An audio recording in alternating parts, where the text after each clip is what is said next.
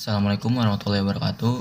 Perkenalkan, nama saya Angga Aditya Putra Tanjung dari kelas 12 IPA 5. Di sini saya akan menjawab beberapa pertanyaan yang telah diberikan oleh Bapak dari Google Classroom. Dan kita langsung menuju ke pertanyaan yang pertama, yaitu kelebihan dan kekurangan protein hewani dan nabati. Kita mulai dari kelebihan dulu. Kelebihan protein nabati. Kelebihan protein nabati itu, protein nabati merupakan protein berkualitas tinggi karena protein nabati dapat menurunkan resiko kanker. Terus kelebihan dari protein hewani itu merupakan protein yang komplit atau lengkap karena mengandung 9 asam amino. Terus habis ke kelebihan, sekarang kita ke kekurangan. Kekurangan dari protein nabati. Protein nabati itu tidak memiliki kandungan asam amino yang lengkap, tidak seperti protein hewani yang tadi mempunyai 9 asam amino. Terus lanjut ke kekurangan protein hewani, yaitu protein hewani mengandung kadar sodium yang tinggi sehingga dapat memicu penyakit hipertensi atau biasa kita kenal dengan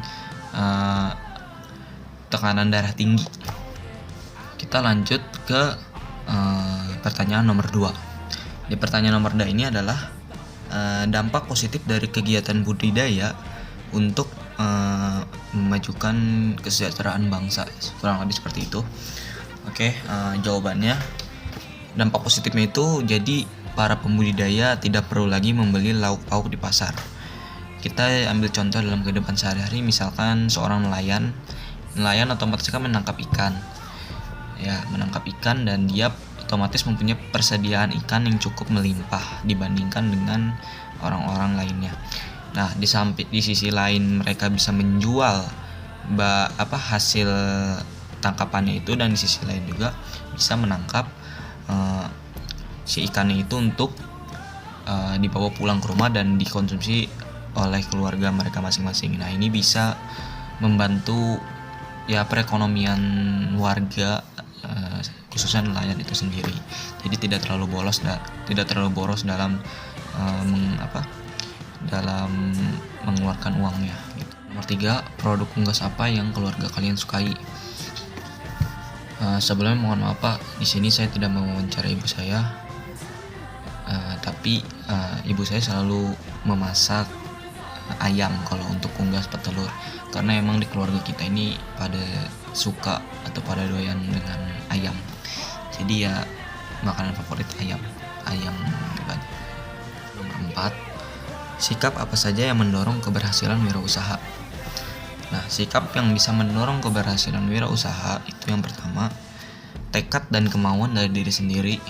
Terus yang kedua, selalu konsisten dan tidak mendengarkan apa kata orang lain, apa kata tetangga. Kalau wirausaha gini, takut bangkrut, takut ini, nanti kalau bangkrut udah gini. Pokoknya stop, jangan usah dengerin apa kata mereka. Dan yang terakhir itu kitanya harus tekun, teliti, dan istiqomah dalam menjalani semua apa yang kita mau wirausahakan, seperti itu. Ke soal nomor 5. Apa peluang dan tantangan dari budidaya unggas petelur? Kita mulai dari peluangnya terlebih dahulu. Peluang budidaya unggas petelur.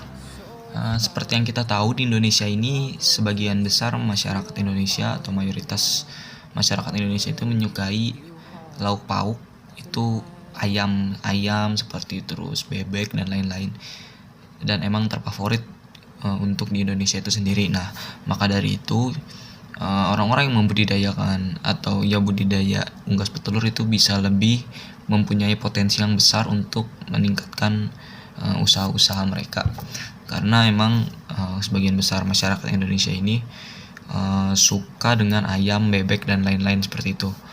Itu juga bisa menjadikan usaha yang bagus. Jadi peluangnya menurut saya cukup menjanjikan selagi kita tetap usaha dan terus berdoa. Terus tantangan dari budidaya unggas petelur, mungkin tantangannya kayak dari cara perawatannya itu sangat sulit. harus rajin membersihkan kandang dan lain-lain. Nanti itu akan dijelaskan lebih detail lagi di nomor 9 dengan pertanyaan teknik-teknik budidaya unggas. Pertanyaan nomor 6, jenis dan ciri-ciri unggas petelur yang ada di sekitar kita. Yang udah nggak asing pasti ayam ya, ayam, terus bebek.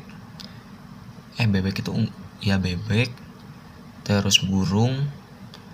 Banyak kan yang suka main burung yang kayak buat paduan suara, atau mungkin ada juga yang dimakan. Jadi itu aja sih. Buatlah kandang atau sediakan kandang beserta hewan peliharaannya. Simak video berikut ini. Assalamualaikum wabarakatuh. Di sini saya akan memperlihatkan kandang ayam saya yang sangat tercinta. Ini dia baru bertelur ayamnya. Halo guys, David di sini gitu. Nih Pak, ya baru bertelur sama baru menetas. Telur yang belum menetas. Terus di sini ada 3, di sini ada yang mati.